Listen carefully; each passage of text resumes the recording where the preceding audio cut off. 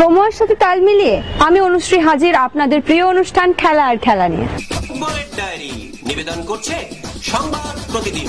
প্রাথমিকভাবে সিদ্ধান্ত নেওয়া হয়েছিল এবারে সুপার কাপে প্রথম একাদশে 6 জন বিদেশি খেলতে পারবে, কিন্তু বেশ কিছু ক্লাব চেয়েছিল প্রথম একাদশে খেলুক 4 বিদেশি। মোহনবাগান এই নিয়ে চিঠিও দিয়েছে ফেডারেশনকে। শেষ পর্যন্ত ফেডারেশন নিজেদের অবস্থান বদল করেছে। দিন দুয়েক আগে তারা ক্লাবগুলোকে চিঠি দেয়, আর কলকাতার ক্লাবগুলোর কাছে সুপার কাপের নিয়মাবলীও এসছে। তাতে দেখা গেছে প্রতিযোগিতায় 6 জন বিদেশি রেজিস্ট্রেশন করা গেলেও প্রথম একাদশে খেলতে পারবে 4 জন বিদেশি, অর্থাৎ আইএসএল এর নিয়মেই হবে সুপার কাপ। পূজার পর প্রতিবারের মতো এবারও আমরা আয়োজন করতে চলেছি দ্বীপ পরিক্রমা ও দ্বীপ সম্মান। আগ্রহী পুজো কমিটিরা বিস্তারিত জানতে আজই ফোন করুন 9836938876 9836938876। লিও মেসির কলকাতা সফর ঘিরে কৌতূহলের শেষ নেই, তারই মাঝে দানা বাঁধল বিতর্ক। সামাজিক মাধ্যমে উদ্যোক্তাদের পোস্ট ঘিরে সমস্যার সূত্রপাত। আয়োজকদের দাবি, যুব ভারতীতে মোহনবাগান এবং ইস্টবেঙ্গল অলস্টার্স ম্যাচ দেখবেন মেসি। বেশ কিছু তারকা বিদেশি ফুটবলার মাঠে নামার সম্ভাবনা প্রবল। এমনকি প্রাক্তনরা কোন দলে খেলবেন তার প্রাথমিক পরিকল্পনা সারা। কিন্তু গোটা বিষয়টা নিয়ে এখনো অন্ধকারে লাল হলুদের টিম ম্যানেজমেন্ট। তাদের দাবি, ইস্টবেঙ্গলের নাম ব্যবহার করে সামাজিক মাধ্যমে পোস্ট হয়েছে, অথচ ক্লাব কর্তারা জানেন না কিছুই। শীর্ষকর্তা দেবব্রত সরকার বেশ ক্ষুব্ধ। তার মন্তব্য, এভাবে ইস্টবেঙ্গলের নাম ব্যবহার করা যায় না, নির্দিষ্ট পদ্ধতি অবলম্বন করতে হয়। ক্লাবের কাছ থেকে কোনো অনুমতিও নেওয়া হয়নি, আমরা হতবাক। অন্যদিকে মোহনবাগান সভাপতি দেবাশিস দত্তব্য এ বিষয়ে কোনো মন্তব্য করেননি। ক্রিকেটের ডায়েরি। প্রথম টেস্টে অসহায় আত্মসমর্পণ করেছিল ওয়েস্ট ইন্ডিজ। দ্বিতীয় টেস্টে একটু বেশি লড়াই করলো তারা, ব্যাস ওইটুকুই, তার বেশি আর কিছু হলো না। যেরকম আশা করা গিয়েছিল ঠিক তেমনই এক ম্যানমেড সিরিজ হলো। প্রথম টেস্ট 2.5 দিনে জিতেছিল ভারত, দ্বিতীয় টেস্টে জিততে লাগলো পুরো 4 দিন ও পঞ্চম দিনের 1 ঘন্টা। কোন রকমে ইনিংসের হার বাঁচালো ওয়েস্ট ইন্ডিজ, কিন্তু ম্যাচে হার বাঁচাতে পারল না তারা। 7 উইকেটে দ্বিতীয় টেস্ট জিতে সিরিজ চুঙ্গাম করলেন শুভমান গিলরা। টেস্ট অধিনায়ক হিসেবে প্রথম সিরিজ জিতলেন তিনি। পঞ্চম দিন ভারতের জিততে দরকার ছিল 58 রান, হাতে ছিল 9 উইকেট। এই পরিস্থিতি থেকে যে ভারত হাসতে হাসতে জিতবে তা নিশ্চিত ছিল। প্রশ্ন ছিল অন্য, লোকেশ রাহুল ও সাই সুদর্শন জুটি কি দলকে জেতাতে পারবেন, নাকি আরো উইকেট পড়বে? দেখে মনে হচ্ছিল পারবেন, কিন্তু 39 রানের মাথায় রস্টন চেজের দুর্দান্ত ক্যাচে ফিরলেন সুদর্শন। ফলে অধিনায়ক শুভমানকে নামতেই হলো।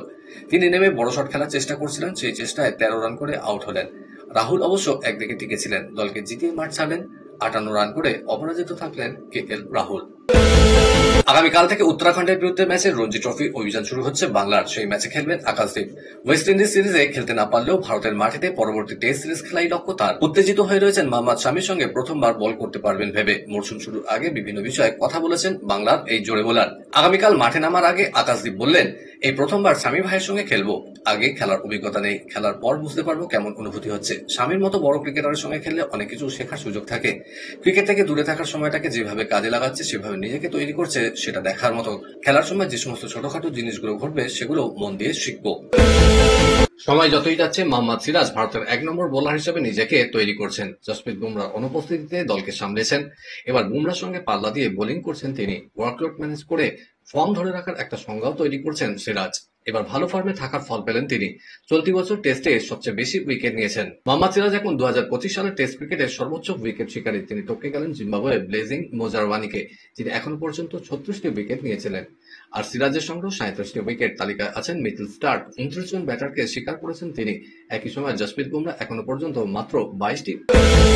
টেস্ট ম্যাচে সেইভাবে আর গ্যালারি ভরে না, আর সেটাকে মাথায় রেখেই 14 নভেম্বর ইডেনে ভারত দক্ষিণ আফ্রিকা টেস্ট ম্যাচের টিকিটের দাম কম রাখা হয়েছে। শুধু একদিনের ম্যাচ দেখতে চাইলে খরচা করতে হবে মাত্র 60 টাকা। আর সিজন টিকিট 5 দিনের দামের কথা বলা হয়েছে, যার দাম 300, 750, 1000 এবং 1250।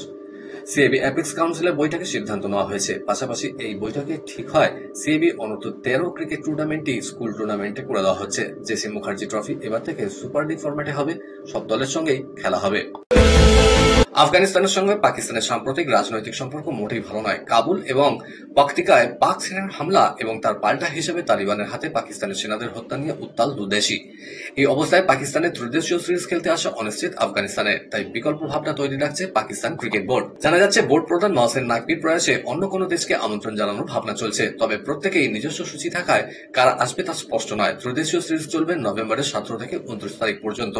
পাকিস্তান, আফগানিস্তান ছাড়াও শ্রীলঙ্কা অংশ নেওয়ার কথা। তার আগে নভেম্বরে 11 থেকে 15 তারিখ শ্রীলঙ্কার বিরুদ্ধে 3টে টি-20 ম্যাচ খেলার পরিকল্পনা রয়েছে পাকিস্তানের। তারপর ত্রিদেশীয় টি-20 সিরিজ হওয়ার কথা। আবার 1 থেকে 10 জানুয়ারি শ্রীলঙ্কার বিরুদ্ধে আরও একটি টি-20 সিরিজ খেলার চেষ্টা করছে পাকিস্তান। প্রশ্ন উঠছে, বিশ্বকাপের আগে এক দেশের বিরুদ্ধে বারবার খেললে আদৌ কি পাকিস্তানের কোনো লাভ হবে? খেলার খবর আরো আছে, কিন্তু তার আগে নিয়ে নিতেই হচ্ছে ছোট্ট একটা ব্রেক। দেখতে থাকুন।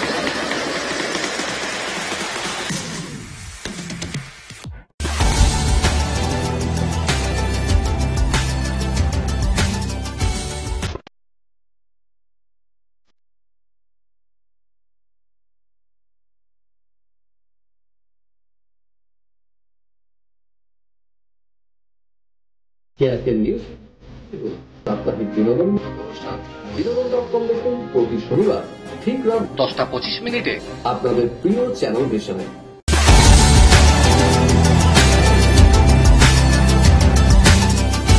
ব্রেকের পর আবার ফিরে এলাম আপনাদের প্রিয় খেলা আর খেলা নিয়ে। বিদেশের ডায়েরি। বিশ্বকাপ ফুটবল শুরু হতে আর 5 মাস বাকি। আরো একটা দেশ খেলার যোগ্যতা অর্জন করে ফেললো। পঞ্চমবারের জন্য বিশ্বকাপের ছাড়পত্র পেল ঘানা। আফ্রিকার যোগ্যতা অর্জন পর্বে ঘানা 1-0 গোলে হারালো কোমারোসকে। এটি গ্রুপ পর্বে তাদের শেষ ম্যাচ ছিল। 10 ম্যাচে 25 পয়েন্টে শেষ করলো তারা। আফ্রিকার পঞ্চম দেশ হিসেবে 2026 বিশ্বকাপ খেলবে। এ নিয়ে মোট 21টি দেশের টিকিট পাকা হলো বিশ্বকাপে। আয়োজক দেশ হিসেবে কানাডা, মেক্সিকো, আমেরিকা খেলবে। আফ্রিকা থেকে ঘানা ছাড়াও যোগ্যতা অর্জন করেছে মরক্কো, তিউনিসিয়া, মিশর, আলজেরিয়া।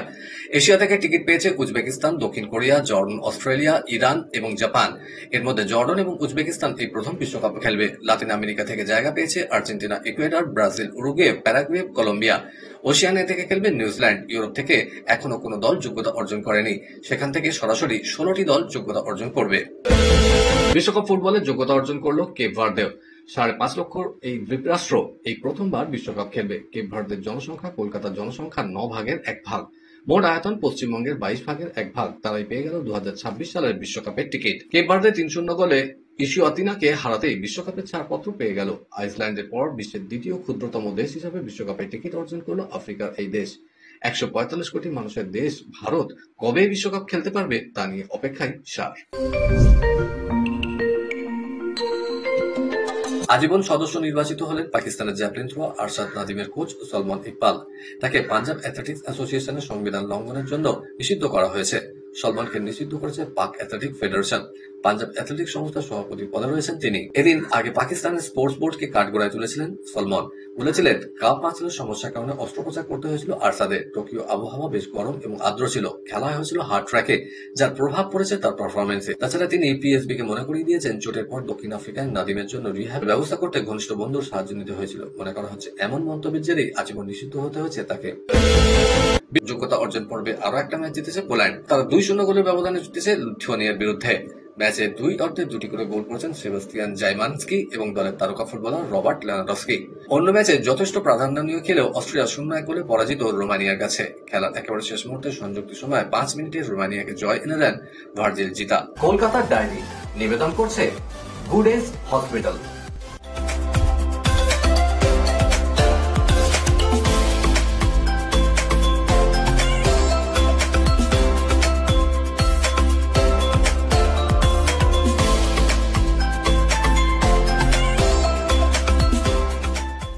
প্রথমে ডুরান্ট, পরে কলকাতা লিগ, দুটোতেই ব্যর্থ সবুজ মেরুন ব্রিগেড। তাই এই মরশুমে ভাড়ার একেবারে শূন্য। তার উপরে এএফসিতে খেলতে না যাওয়ার জন্য সমর্থকদের খুব এখনো কমেনি।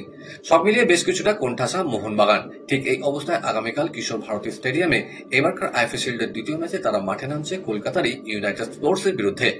প্রথম ম্যাচে গোকুলামকে বড় ব্যবধানে হারানোর ফলে আগামীকাল ইউনাইটেডের বিরুদ্ধে ড্র করলেই ফাইনালের টিকিট উঠে আসবে। কিন্তু পচা শামুকেও যে পা কাটতে পারে এটা অজানা নয় বাগান কোচ মলিনার। তাই ড্র নয়, জেতার লক্ষ্যেই মাঠে নামবে তার দল, যত সমস্যাই থাকুক না কেন। রাফসানের ফর্ম কিছুটা হলেও স্বস্তি দিচ্ছে বাগান কোচকে। কাল মাঠে নামার আগে আজ তারা সেরে নিল তাদের চূড়ান্ত প্রস্তুতি। নিদেন পক্ষে ড্র করলেই এবারকার 125তম আইএফএ শিল্ডের ফাইনালে মাঠে নামার ছাড়পত্র হাতে এসে যাবে। ঠিক এই অবস্থায় আজ কিশোর ভারতীতে ইস্ট বেঙ্গল গ্রুপের শেষ ম্যাচে মাঠে নেমেছিল পাঞ্জাবের নামধারী স্পোর্টস একাডেমির বিরুদ্ধে। কিন্তু ড্র নয়, ম্যাচ জেতার মানসিকতা নিয়ে আজ মাঠে নেমেছিলেন লাল হলুদ ব্রিগেড। ম্যাচে 19 মিনিটে ওয়াসিম রশিদ গোল করে ইস্ট বেঙ্গলকে এগিয়ে দেন 1 গোলে। সপ্তাহের দ্বিতীয় দিন দুপুরে ম্যাচ, কিন্তু বিনামূল্যে ম্যাচ দেখা যাবে, তাই লাল হলুদ সমর্থকদের উপস্থিতি ছিল বেশ ভালো। ম্যাচের 41 মিনিটে পিভি বিষ্ণু গোল করে ম্যাচের ফল করেন 2-0। প্রথমার্ধে এই 2 গোলে এগিয়ে ছিল ব্রাজিল দল। ম্যাচের দ্বিতীয়ার্ধে গোল সংখ্যা বাড়ানোর সুযোগ পেলেও লাল হলুদ যোদ্ধারা তা কাজে লাগাতে পারেনি, তাই শেষ পর্যন্ত 2-0 গোলে ম্যাচ জিতে ফাইনালে চলে গেল ইস্ট বেঙ্গল। কলকাতার ডায়েরি নিবেদন করলো গুড এজ হসপিটাল। ইচ্ছে ছিল আরো খবর দেওয়ার, কিন্তু সময় বলে দিচ্ছে এই পর্যন্তই থাক।